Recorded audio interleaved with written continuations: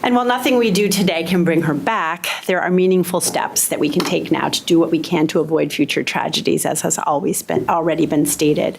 As Oregon's chief legal officer and as a former prosecutor and judge, I'm very familiar with the special powers, and I know you are as well, that we afford our law enforcement.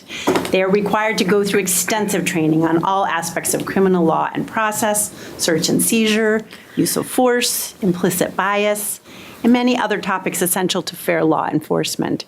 In exchange for this, they are provided with a uniform and badge that makes them instantly recognizable to anyone. This is no accident. We want our police to be readily identifiable to any person, regardless of their background or educational level. If I ask you to close your eyes and imagine a police officer, chances are that everyone here is imagining more or less the same thing. One of you is imagining herself. If I asked you to do the same with a police vehicle, your mental images would likely be similarly uniform. Because so much of the authority of policing comes from this shared cultural image, and because there's such a tremendous potential for abuse if individuals who are not law enforcement are allowed to imitate law enforcement, Oregon follows most states in making it a crime to impersonate a police officer, a Class C felony under Oregon law. So I was alarmed to learn of campus officers who wear uniforms which seem to be designed to cultivate the misimpression that the person wearing them is a police officer, or to drive vehicles which are functionally indistinguishable from law enforcement vehicles with the light bars, specialized bumpers, and internal cages normally associated overwhelmingly with law enforcement.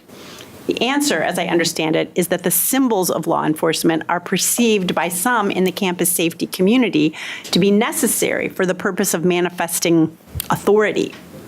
The contention is that our students will not respond to campus safety officers if they are distinguishable from law enforcement.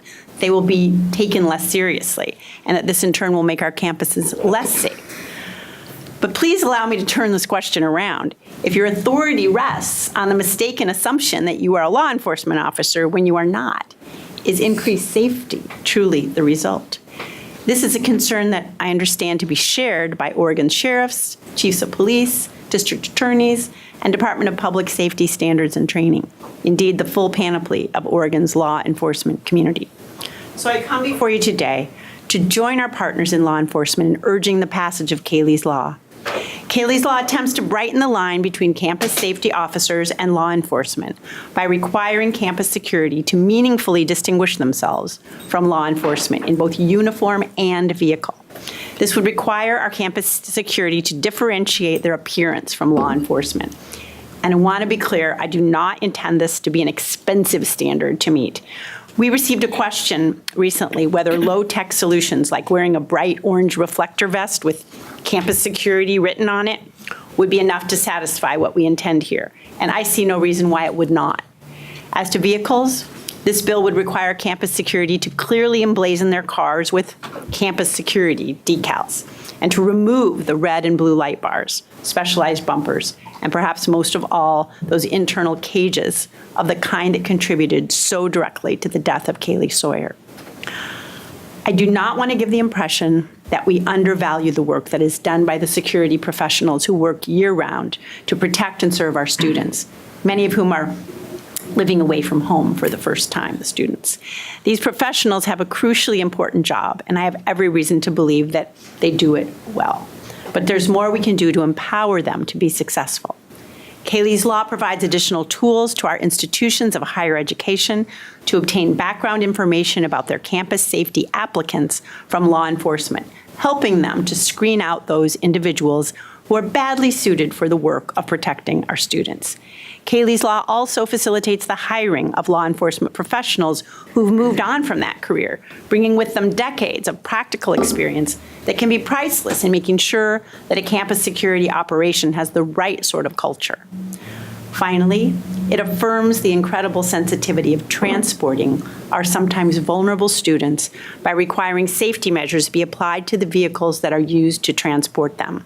A GPS system, an onboard camera, or other basic security features, not much different than what you'd expect to find in a taxi. These provisions work to ensure the safety of both the campus safety officers and the students they transport by making sure no vehicle goes missing for too long. Finally, Kaylee's law calls into question the ability of the special campus safety officers in our universities to engage in stop and frisk, as Senator Przanski mentioned. Stop and frisk is a complicated and at times dangerous undertaking in which a special campus safety officer is authorized to put their hands on a student and pat the exterior of their clothing to look for weapons. In 2017, I sponsored House Bill 2355, a bill designed to combat profiling by law enforcement, which many of you were closely involved with as well. As a component of this bill, we required all law enforcement officers to record all pedestrian stops and searches in order to determine whether these searches are being conducted evenly and fairly. I was therefore concerned to hear from the Oregon Student Association that they believe these frisks are being applied disproportionately against students of color, homeless students, and other vulnerable communities. I believe that they will speak to you today further about this issue. So I want to emphasize again that none of what I have said is meant to discredit our campus security personnel across the state. Theirs is an essential role and a role that must be valued and sustained. But I also believe sincerely that the powers we afford to our law enforcement are very special and that we all benefit from the clearest lines being drawn.